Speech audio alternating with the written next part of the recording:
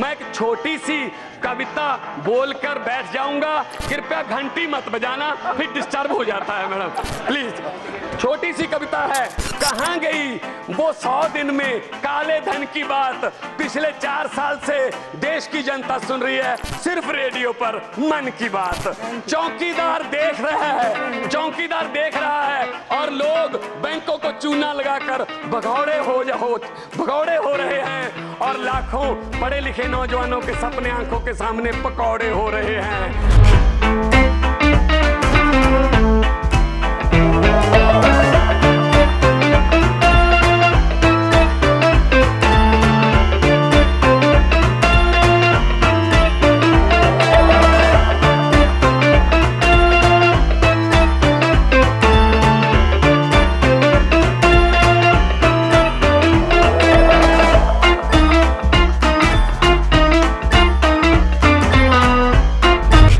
प्रधानमंत्री जी जब किसी स्टेट में जाते हैं तो उस स्टेट की जो ट्रेडिशनल उसकी ड्रेस होती है वो उनको पहनाई जाती है। दुख से कहना पड़ रहा है कि पिछले दिनों प्रधानमंत्री जी पंजाब के दौरे पर गए, उनको पगड़ी पहनाई गई। 90% कुर्बानियां पंजाब देश को याद कराने के लिए पंजाबियों की हैं। दुख से कहना पड़ रहा है 90% जो कुर्बानियां देने वाले पंजाबी जिन्होंने देश आजाद कराया, उस आजाद देश का प्रधानमंत्री 90 सेकंड तक भी वो पगड़ी को अपने सर पे नहीं रखता। 5 सेकंड में उन्होंने पगड़ी फेंक दी। इससे पता चलता है कि माइनॉरिटीज की कितनी कदर है प्रधानमंत्री के दिल में। मैडम मैं ये कहना चाहता हूं, आज डिबेट किस बात पे चल रही है? बेरोजगारी पे तो कोई डिबेट ही नहीं चल रही।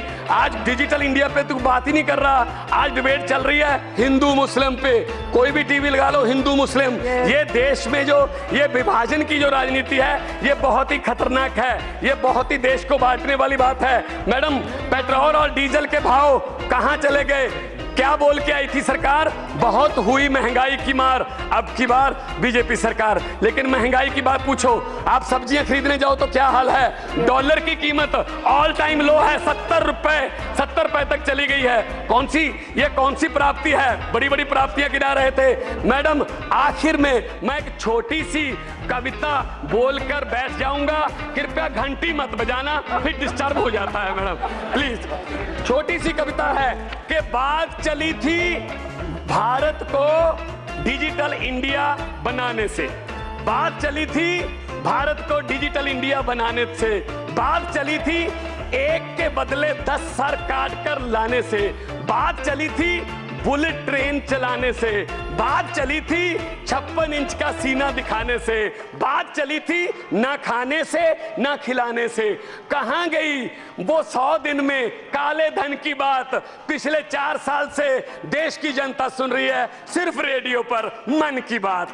चौकीदार देख रहा है, और लोग बैंकों को चूना लगाकर भगौड़े हो रहे हैं, और लाखों पढ़े लिखे नौजवानों के सपने आंखों के सामने पकौड़े हो रहे हैं।